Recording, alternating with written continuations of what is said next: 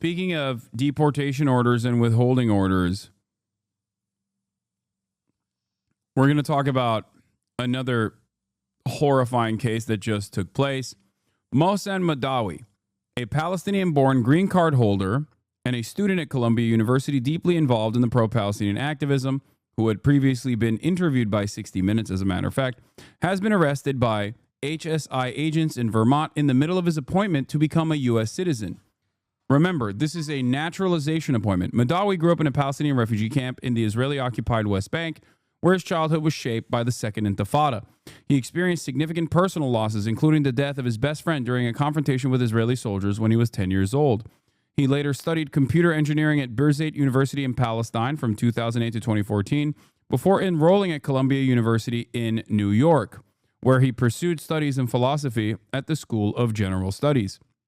At Columbia, he has organized protests and events addressing the Israeli genocide. Mahdawi has also emphasized the empathy and dialogue as pathways to justice and peace. He has participated in initiatives fostering cross-cultural understanding between Palestinians and Israelis on campus.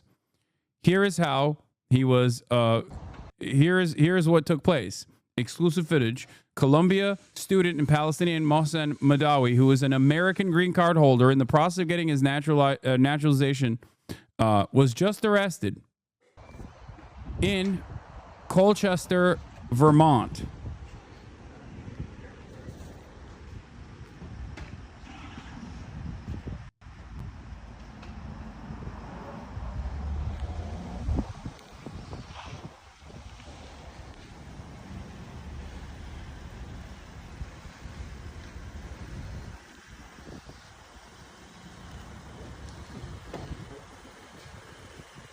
Now that we've seen Chris Van Hollen take action, strong action against this, my expectation is that Bernie Sanders does something similar here, by the way.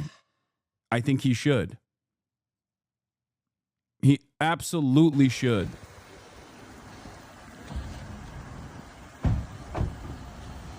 This happened 4 minutes away from my office, only like an hour after Rameza's hearing in Burlington. Yeah, Rameza's hearing happened in Burlington, Vermont as well today.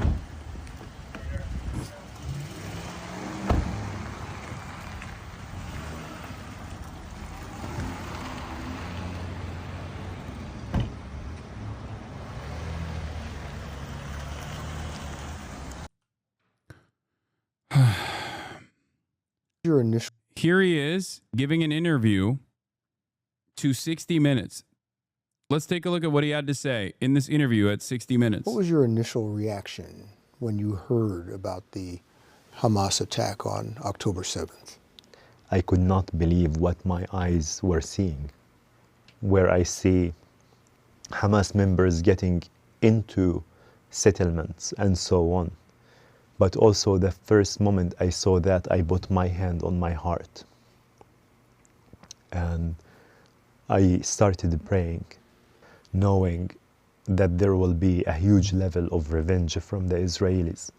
And I was praying that this will not be the result, because it would be disastrous.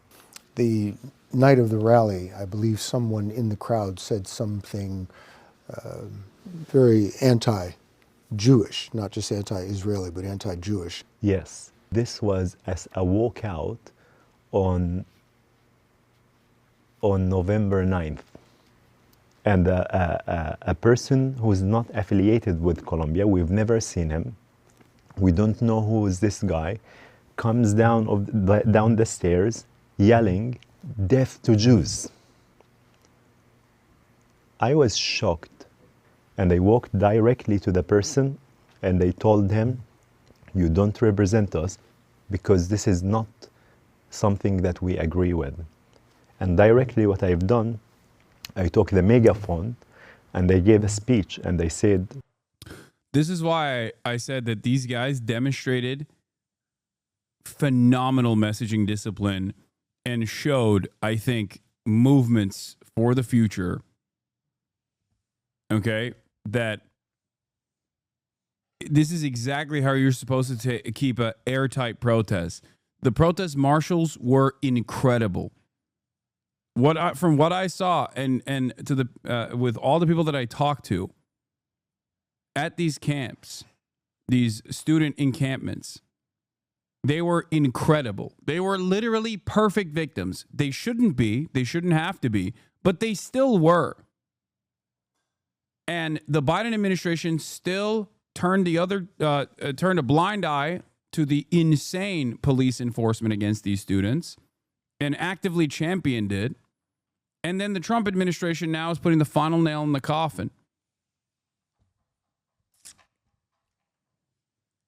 This is truly horrifying. We here are conscious, educated students, and we know how to separate right from wrong.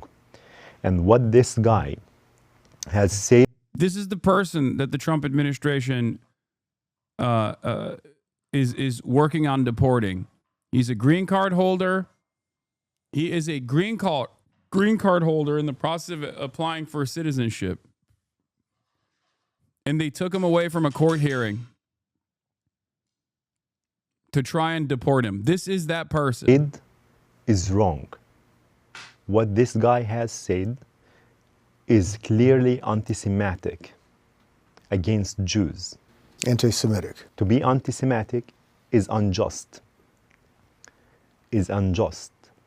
And the fight for the freedom of Palestine and the fight against anti-Semitism go Citizenship interview, not a court hearing. Sorry. I mean, they took him away from the course, though, no? hand in hand, because injustice anywhere is a threat to justice everywhere.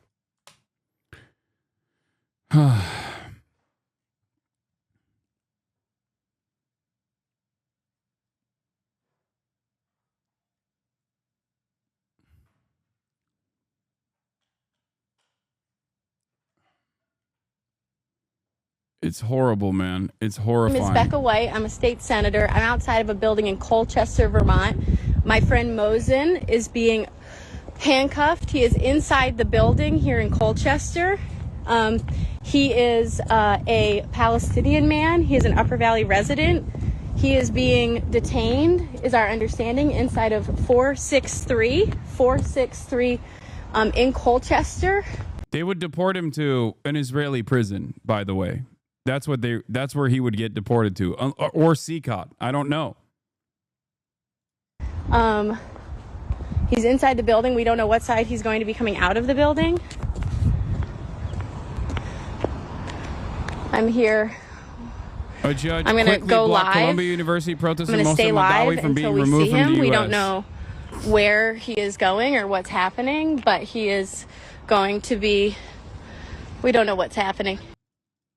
Looks like ICE database confirms detention of Columbia University anti-Israel activist Mohsen Mahdawi, although it lists his birthplace. This is a New York correspondent for Times of Israel, by the way. So just understand, like, the messaging on this, the way he's talking about it is going to be a little weird. Columbia University anti-Israel activist Mohsen Mahdawi, although it lists his birthplace as Jordan and he was born in the West Bank, the database does not have a category for the Palestinian territories. And a judge has now blocked Columbia University protester Mohsen Mahdawi from being removed from the United States. He's been handcuffed. So the other gentleman went to the front. If you want to go to the front, so we'll stay here. We saw this part. Him with vehicle. Rebecca. Hi there, this is Senator Becca White. I'm standing outside of the building again. I'm out front. While we were down in the back, they came and took him with vehicles. How many cars do you think took him? Well, 4. There were 4 vehicles. Again, this happened in Colchester, Vermont. Mohsen has been taken. He has been detained. Supposedly, they're revoking his green card. He has been taken from Colchester. So a group of... There were 2 cars who parked and then another 2, and they came and took him.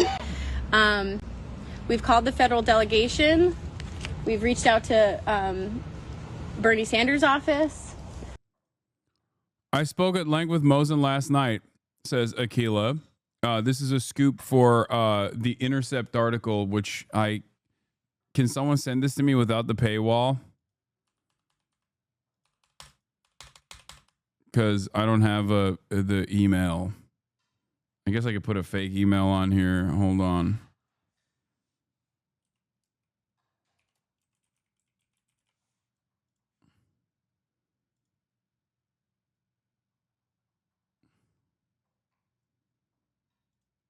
Okay, never mind. I passed it. I bypassed the paywall, which we will read in a second. But where is it? No, I got it. Akila spoke at length with Mohsen last night. He said he was in good spirits. I asked what he thought would happen to him today. He said best case he hoped he'd come out a U.S. citizen, and in worst case the naturalization interview would turn into a honey trap for ICE. And that's precisely what happened. That is precisely what happened. A green card holder, Columbia University protest leader Mohsen Mahdawi faced attacks from pro-Israel activists. Mohsen Mahdawi arrived at the U.S. Citizenship and Immigration Services office in Colchester, Vermont on Monday, a Palestinian student at Columbia University. He hoped that after 10 years in the United States, he would pass the test to become a naturalized citizen. Instead, agents from U.S. Immigration and Customs Enforcement arrested him and began the process to deport him to the occupied West Bank. Mahdawi, a leader of the campus protest movement against Israel's war on Gaza, became yet another green card holder arrested and is facing removal. Mohsen Mahdawi was unlawfully detained today for no reason other than his Palestinian identity, Mahdawi's attorney Luna Druby said in a statement to The Intercept.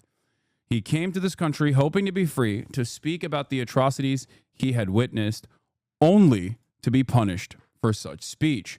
Mahdawi's lawyers filed a habeas corpus petition on Monday morning challenging the legality of his detention, alleging the government was violating his statutory and due process rights by punishing him for speech related to Palestine and Israel.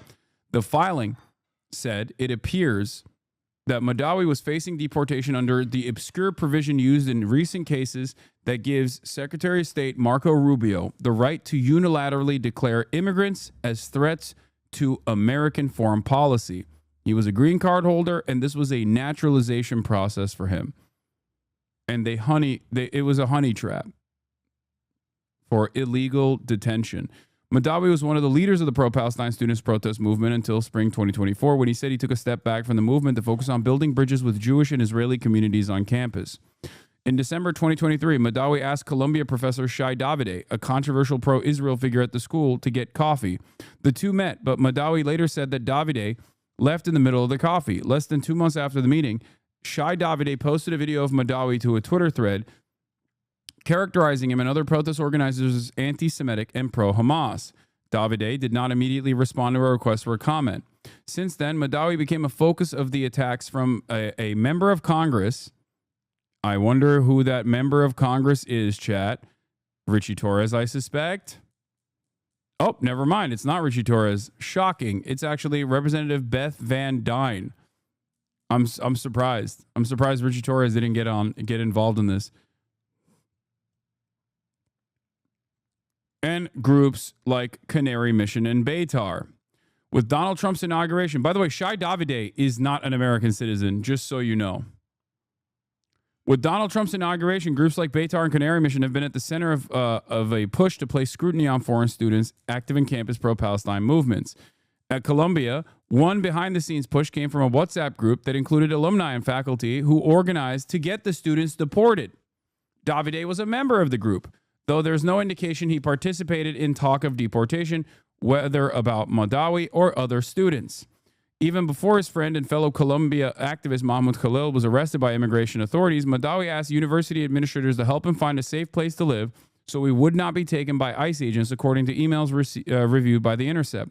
The school did not in response, Mahdawi said. Did nothing in response. They didn't do shit. After ICE abducted Khalil last month, Mahdawi sheltered in place for more than 3 weeks for fear of being picked up himself. Instead of taking him off the street, however, immigration authorities scheduled a citizenship test at the Colchester USCIS office and took Mahdawi into custody when he arrived. They literally set him up to fucking detain him. Now Mahdawi is facing an order to deport him to the occupied West Bank, where escalating attacks from both Israeli military and Jewish settlers have led to increased casualties among Palestinians. It's kind of a death sentence, Mahdawi said, because my people are being killed unjustly in an indiscriminate way. Bernie Sanders' office has also immediately released a statement. Sanders, Welch, Balint statement on Trump detaining Mohsen Mahdawi. Earlier today, Mohsen Mahdawi of White River Junction, Vermont, walked into an immigration office for what was supposed to be the final step in his citizenship process.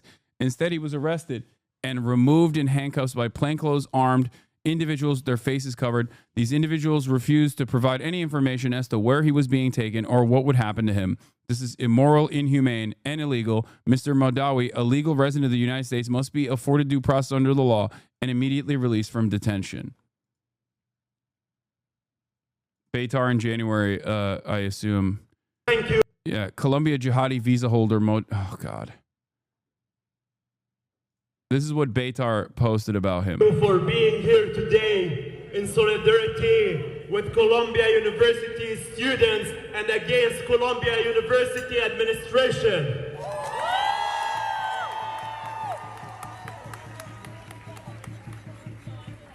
Brothers and sisters, I say thank you as a Palestinian refugee born and raised in a refugee camp as a third generation.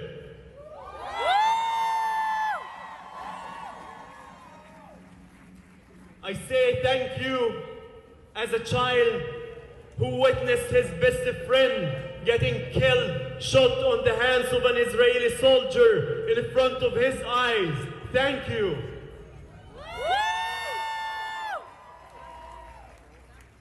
I say thank you as a child who lost his uncle when he was 11 years old.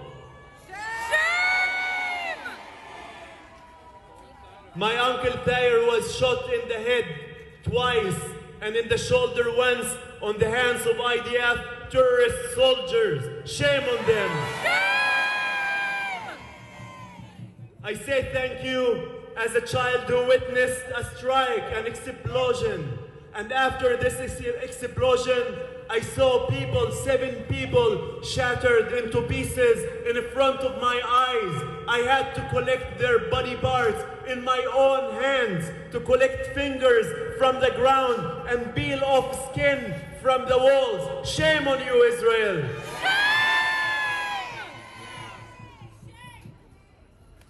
I say thank you as a child who was shot in his leg when I was 15 years old on the hand of an Israeli soldier. And I come here today as a witness, as a living witness to the Israeli apartheid, to the Israeli oppression.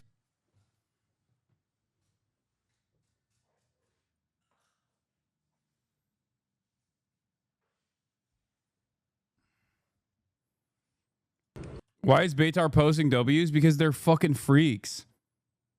Because they can get away with it. Because this administration is literally working alongside them. That's why they post this stuff. Oh yeah. No, What happened? You called Sanders' office? Okay. talked to Becca and I've called David, but I haven't heard back. So if you have anybody who you could call. You want me to call Ryan? Yeah, call Ryan. Yeah. So this is like a serious situation. Our friend Mohsen, I think this is the first thing like this that has happened in Vermont. I mean, this is outrageous. This is like I think this, I don't even know how to describe it. He was told that he was kidnapped. He was kidnapped. Yeah, so this is a constituent. This is a person. This is a great person. I'm not quite sure what to do now. We're in a weird position. Thank you for your support over the years. Should I post the video on Instagram? The video of him being taken on Instagram? You can post that on there. Okay. I posted it on Twitter. You posted it on Twitter? Because I did it for my journalist group. Okay. So yeah, you can post it. Then. We already covered this. Here are Turning to Burlington protesters right now, a in federal Burlington rally outside the detention hearing for international student Rumeysa Öztürk. judge is hearing arguments for the release of Rumeysa Öztürk, the Tufts University student who was detained by ICE back in March. Öztürk was briefly held in Vermont before her transfer to a detention facility in Louisiana. So her lawyers filed a petition while she was still here. That's why the case is in Burlington today. NBC5's Charlotte Hancock joins us live right now outside of the courthouse. Charlotte, what's the latest on what's happening inside? Yeah, so right now, attorneys on both sides are still arguing on who has jurisdiction. They're also still arguing on where her appeal should have been filed. Acting U.S. Attorney Michael Drescher argued on behalf of immigration authorities, and he argues that the district court judge doesn't have jurisdiction to release Ozturk because her case is an immigration case. Ozturk has several lawyers in the courtroom today. They've argued that her arrest was unconstitutional, claiming that she does not need to be in prison to go through the removal process, and that she was never notified that her visa was revoked before her arrest. Her attorneys also claim the government used her arrest to send a message for people who speak out against administration's beliefs. This has to do with an op-ed Ozturk wrote at Tufts University commending the war in Gaza. Today, activists from the Vermont Coalition for Palestine Liberation rallied for her release. By the way, the State Department openly admitted, according to John Hudson's reporting from the Washington Post yesterday, that they have zero evidence for Hamas support. Like nothing. No evidence whatsoever.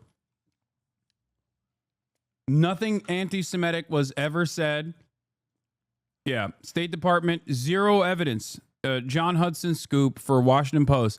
Days before mass immigration and customs agents detained Tufts University student Rumeysa Öztürk to deport her, the State Department determined that the Trump admin had not produced any evidence showing that she engaged in anti-Semitic activities or made public statements supporting terrorist organizations, as the government has alleged. Which, by the way, is still not this. I need people to understand something. Even if she had done this, which she did not do, but even if she had done this, that is not a reason for deportation. You cannot deport someone for this, okay?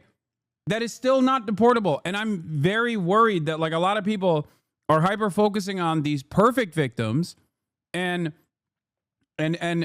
because, like, the administration is actively trying to deport these people that have not even done any wrongdoing beyond that, like,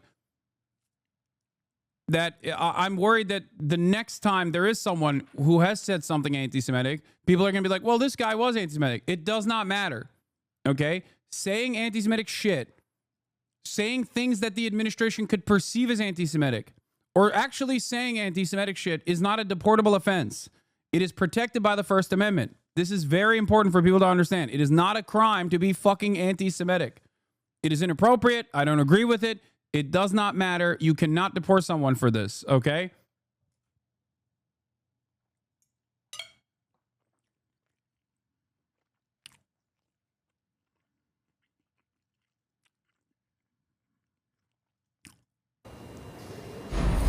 We're here today in solidarity with her, demanding her immediate release and reparations be paid to her, and all of her rights as a student, as a person in this country, be immediately reinstated, and a public apology issued by the Trump administration. Our democracy is at stake, and we will not be intimidated. We will not go back into the shadows. We will defend everybody under attack without exception. Stop doing this. Stop. Paul.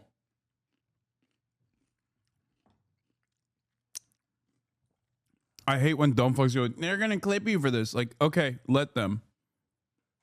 Shut the fuck up. I don't care. It's the truth. Like,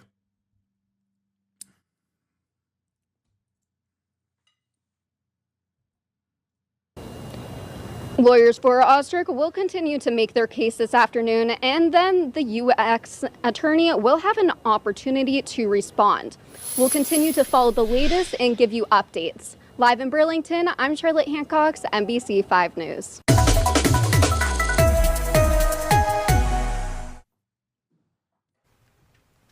I told you so. People actually thought this guy wasn't going to get deported. It's insane. The fuck is this? This changes everything now? Fucking obviously, yes. Of course he's gonna get deported. Let me see if I can, I'll watch a video about this real quick. Can be deported. Here we go. Look, this is a very, very stunning move that's gonna have repercussions for sure for all of That's the goal. the other international students who have been targeted by the Trump administration. That's what I want them to do. If somebody is an international student and they're coming to the country and agitating and causing political distrust, like, I don't think that we owe it to the rest of the world to be a, open platform for you to come here and cause political dissent. It's ridiculous. Cause political dissent. It's ridiculous. Like, if you want to come here and complain about our politics, get the fuck out. Go back to your country. Yeah, any country would kick them out. Yeah, exactly. It's such a ridiculous premise that we need to have people that are not even citizens of this country. We're going to import them into this country and educate them so they can protest and complain in our country. Why do we have that? Why do we need this? Yeah, go complain in your own country. Exactly. Free speech warrior, by the way. But I guess now, if you are declared as a non-citizen, as a green card holder with an American wife, anyone and everyone is declared non-citizens.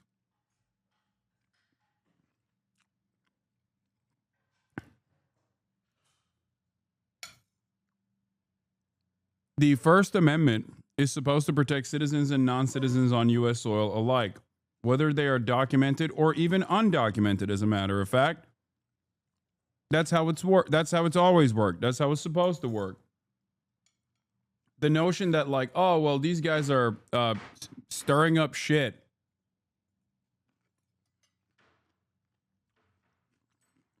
So they should have their green cards revoked is insane.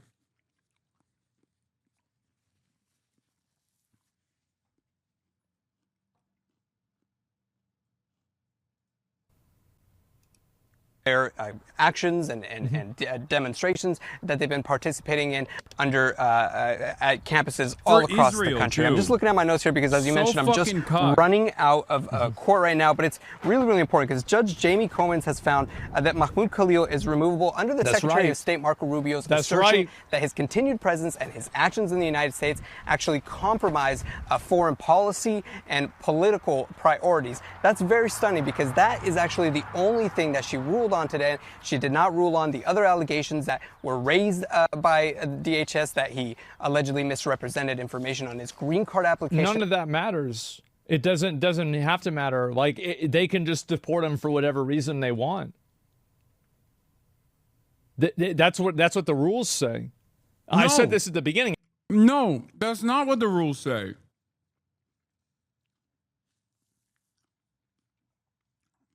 And then there's the second question, which is, even if that's what the rules said, is that appropriate? I don't think it is. The Trump administration is trying to write new rules right now, which Asmongold agrees with. Oh God, this commentary is so fucking stupid. I don't think I'm going to watch this whole thing, man. I'll lose my goddamn mind. I don't want to fucking watch this, okay?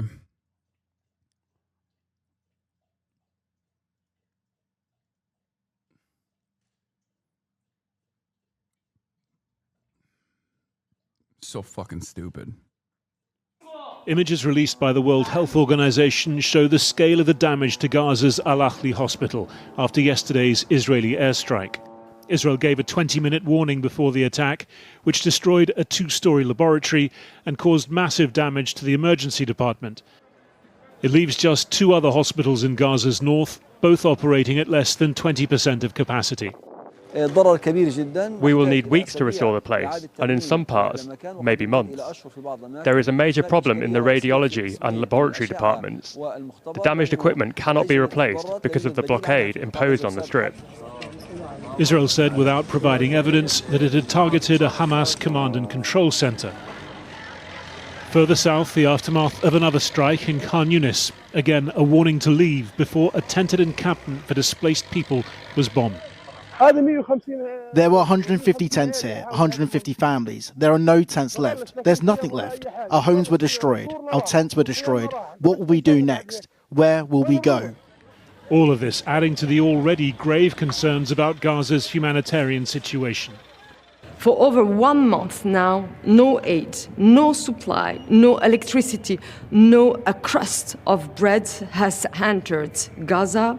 Access is completely blocked by Israel. Food is running out while warehouses outside Gaza are full with food is rotting there because we can't get in. The EU among those calling for an immediate ceasefire. Yeah, remember when this is the same hospital that kickstarted the process of Israeli Hasbara, where everyone was yelling at me when I said, going along with BBC's initial reporting, that the Al Ahli hospital was initially struck. The Al Ahli hospital courtyard was initially struck by Israel, and then Israel just lied and offered no real evidence as to why it wasn't them, and we just kind of moved on from it. But that's where we that's where the Biden administration basically platformed the term Hamas-run health ministry, which is now a part of the lexicon. Remember that. This was that hospital. Also remember that Israel had previously bombed the Al Ahli hospital 2 days prior. They actually fucking hit it with artillery shells 2 days prior to the courtyard bombing.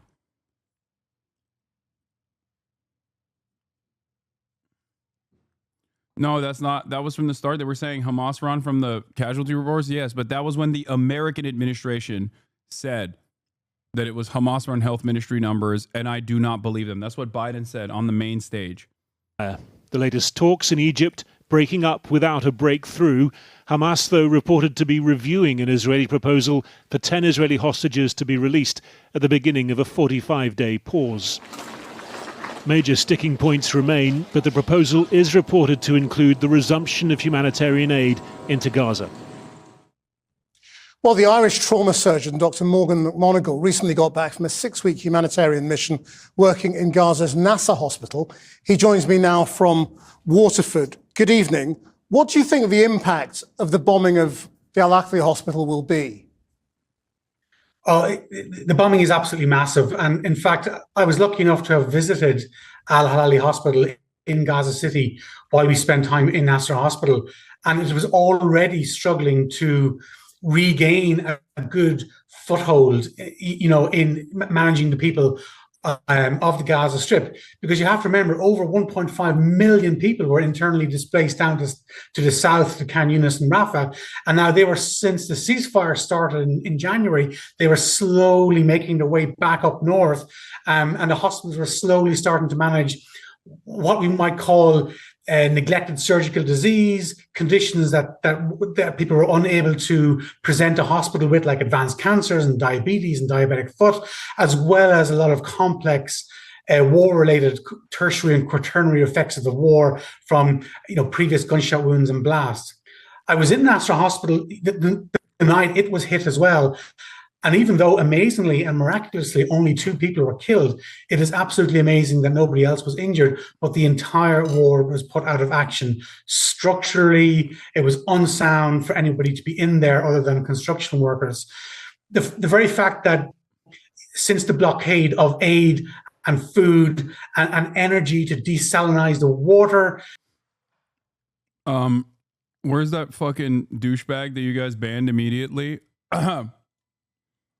He said, like it or not, I'm glad that there are they're deporting people. Dude, the irony is guys like this fantasize about China behaving in this way. They fantasize about North Korea behaving in this way. And when America is behaving in this way, they go, oh, I love it, actually. The fuck do you mean foreigners are not allowed to cause disruption? Like, what are you talking about? What is the disruption? They were literally engaging in lawful activity. The fuck is wrong with you? It is not illegal to protest, citizen or non-citizen alike, but these guys were also legal permanent residents anyway.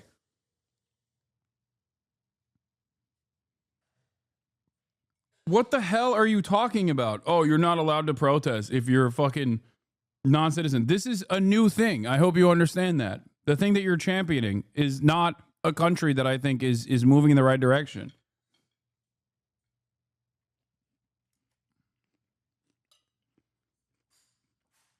Fucking moron. Medicines have been blocked since the 2nd of March. And even though NGOs did stockpile for a certain number of weeks. It's additionally crazy.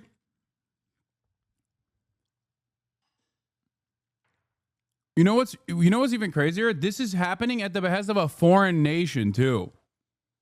Like, these guys could be like, fuck America. America sucks dick. And they probably wouldn't get this level of fucking immigration enforcement. But God forbid you say fuck Israel, dude. This is not a country anymore. I'm sorry. We're not a fucking real nation. I don't know how the fuck this happened.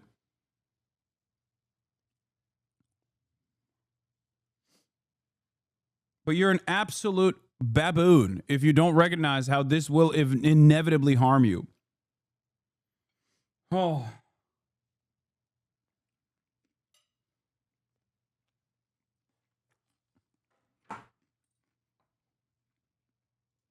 We could see every single day food and supplies were getting less and less and less. Less quality, less quantity. So what is available? I mean, what hospitals are available to people in Gaza? Well, I believe before the current conflict, there was about 36 hospitals that were functioning. Now there's 22 that are only partially functioning. What I've been told from people who are on the ground, they're less than 20% functioning, most of these hospitals. So you can't take care of normal disease, normal conditions, never mind the conflict-related conditions, which are mostly blast-related. And the problem with a blast-related injury is it doesn't just affect one system or one part of the body, it affects all parts of the body and all teams. Even when I was there were specialists traveling from North Gaza and Gaza City down to Khan Yunis and down to Rafah. So they're spread out. So manpower is spread very thin on the ground, as well as a lack of supplies. So really it is more and more suffering on the ordinary people of Gaza. Yeah. And remember, keep in mind that about 50% of the population of Gaza is under 14 years of age. Now, the Israelis say that this Al-Ahli hospital had a Hamas sort of control center in it somehow, and that's why they bombed it. Yeah, they said in the Nasser hospital where you were working that there was a Hamas leader using it as a base rather than being treated for wounds. What can you say about your time there in terms of what you saw? As you know, did you see Hamas there? Oh, look, there was a time when every person with an Irish accent was a member of the IRA as well. I mean, as a humanitarian, I'm impartial and I'm neutral. But let's pretend for a moment there was a risk of a terrorist person or people being there. You still don't bomb healthcare facilities. And it goes against the Rome Statute of 1998. And motive is irrelevant. Motive is absolutely irrelevant. It's the intent to destroy a healthcare facility, regardless of what you think your motive might be. That goes against all international and humanitarian law. Dr. McMonagle, thank you very much for joining us. Thank you. I'm now standing in the courtyard of Al-Ahli Hospital in northern central Gaza Strip, where the Israeli fighter jets have targeted this place, resulted in massive devastation. Worth mentioning is that this is not the first time the hospital has been targeted. This is the second time. The first was on October the 17th, 2023, resulted in an Israeli massacre. At least 500 civilians have been killed in the first attack. The second was yesterday. We can clearly see the scale of devastation and the crater created by the Israeli missile dropped on this surgical operation unit. We were receiving treatment and asleep in the hospital when suddenly they told everyone to evacuate at around 2 a.m. We started running with nowhere to go. We don't know where to go if hospitals are unsafe. We can clearly see that this is the emergency unit. We can see the beds are empty right now. We can see the broken glasses due to the brutal attack. No patients are being received after the Israeli military rendered out the only barely functional, which it was once a barely only functional hospital in northern Gaza Strip. Now it got out of service and it is right now empty. We can also see the scale of devastation inflicted on the other part of the emergency unit. They struck the hospital at exactly 8 minutes past 2. There's nothing to target here, as you can see. There's an ICU unit behind me, and then there's the emergency triage area, and this is the only hospital we had in the area. Al Ahli Hospital is located close to Al Shijaiya neighborhood, which is witnessing a ground invasion by the Israeli occupation forces. The situation is getting much more catastrophic in the light of the ongoing Israeli targeting of healthcare facilities and rendering them out. If you say this is fucked up and unconscionable and correctly say that this is a genocide, the American government can just disappear you and send you to a fucking concentration camp in El Salvador, by the way. And people like Asmongold think this is appropriate. Monsters, dude. Actual fucking monsters. If you are a legal permanent resident, if you got a green card, you're about to fucking apply. You're about to get your citizenship the day. You're about to become a naturalized citizen. The American government can just come and kidnap you. Asmongold is officially in the final stage of becoming a fucking roach. Disgusting. When I hear shit like that, it's just like that is so much worse than any kind of like, oh, the titties are not big enough in video games nonsense that he engages in. Okay? Disgusting. Out of service, and people will have no other place to get medical treatment after the ongoing Israeli attacks. Ibrahim Khalili, Al Jazeera, Gaza City, Palestine. Make sure to subscribe to our channel to get the latest news from Al Jazeera.